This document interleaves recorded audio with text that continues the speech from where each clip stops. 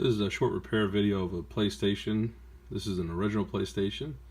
I got it plugged into the wall, and when it powers up there's a slight hiss sound or a crackling sound. It sounds like electricity arcing. So we'll get that on video real quick. You can hear that. We'll just throw a disc in here to show you that it actually spins up. Everything else is operational. It's just making a little bit of noise. So the disc is spinning up. Okay, so the drive works. The laser works. I've actually played with this one. It's just got this hiss. So we're going to take it apart and figure out what that noise is all about. So for the repair part, we're just going to need a Phillips screwdriver, and then I've also got my soldering iron already warming up. I have a pretty good idea of what the issue is, and I'll show you guys here in a second. So I'm going to remove the screws. On the original PlayStation, there's no warranty screw or anything like that under here. So we've just got one in the corners, one in the middle, and that's it. Okay, I'll remove the screws. I'm just going to turn the console over. And then the cover just pulls right off. So on the inside, the first thing you're really looking at here is the disk drive. Again, everything is working fine on that. The laser's working and operating, everything's fine. That's your door switch, so it can tell when the top's open, it shuts the laser down. Then over here, you have your power button. And what I do is make sure to hit the power button and let it cycle through. That way, if there's anything inside the capacitors before I start working on anything, hopefully it discharges that way. So I'm going to grab the power cord again. I'm going to plug it in, and I'll let you hear the sound. We'll kind of look at things real quick visually, and then we'll see if we can diagnose what the issue is. Okay, got the power cable hooked back up here. We're going to just power it on. This is green light come on. You can hear that hissing sound.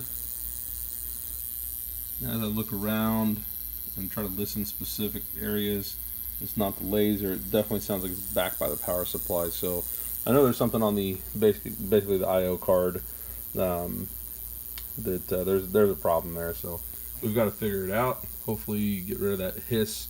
It really sounds like an electrical arcing sound. So what I'm going to do is there's two screws right there, and the fuse is intact, so there's nothing to worry about there. But I'm going to carefully pull the power plug out, get this thing reset real quick. So we're just going to shut this off. I'm going to pull the power plug. Okay, so the power has been removed.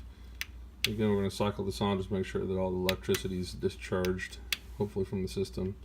So there's these two screws right here by the AC adapter, and then this plate is going to slide up. There's a little tang right here, and you don't have to bend it or do anything. You just kind of twist the card and it'll come out. So I'll show you that here in just 2 seconds. I'll take those screws off. Okay, the two gold screws are off.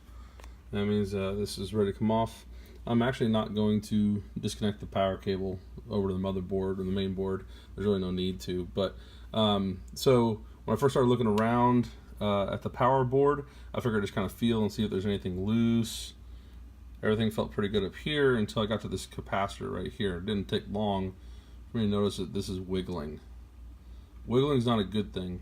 All these capacitors need to be solid. You need to feel like they're anchored. They may have some movement, but they need to feel anchored. This one in particular does not feel that way. So by lifting the board up a little bit, I'm going to turn it over, and then I'm going to try to get some good lighting here and reposition and see if I can show you what I'm seeing. If you look right there, that is the base of that capacitor. You can see that weld is broken. And I'm about 99% sure that that's exactly what our problem is. So I've got the soldering iron heating up. I'm going to try to heat the solder and try to reflow it and see if that doesn't hold.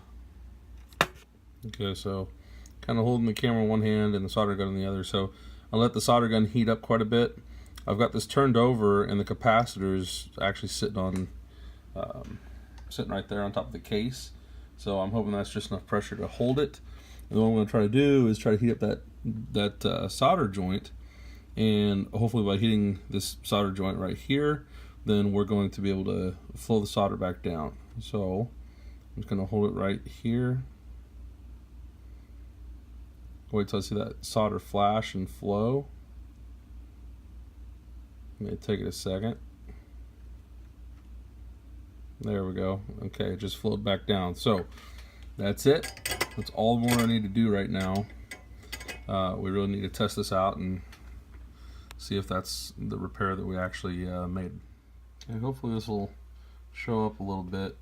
It's kind of hard to point out, but right where we did the solder, I kind of noticed that the puddle didn't really fall back into place right there. It's still got just a hair of a gap between the board and the capacitor, and that solder is just not wanting to flow down. So I'm going to grab some solder and then we'll see if we can get it to fill in. So I took rosin core solder. I went ahead and filled that in as much as I could without causing any bubbles. Plug the motherboard back in. I've got the power cord plugged back in. I'm going to give it a test here and see if we've got it figured out. Yes, it is quiet. So we're going to put it back together real quick and give it a test. PlayStation is put all back together, power cord's in. I went ahead and popped in Gran Turismo in there, and we're just going to test to make sure everything's functioning. So power is going to come on, and there is no buzzing or hissing sound. You can hear the CD spin up, but that's about the only thing I'm hearing. So sounds like everything's working good. Yep, the CD was spinning and stopped when the case opened. So there you go. Some of the repairs sometimes are really easy. You just gotta think about it, look around, and little stuff like that pops out at you, and you fix what you can.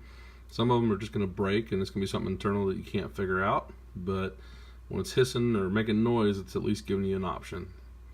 Hope you guys enjoyed.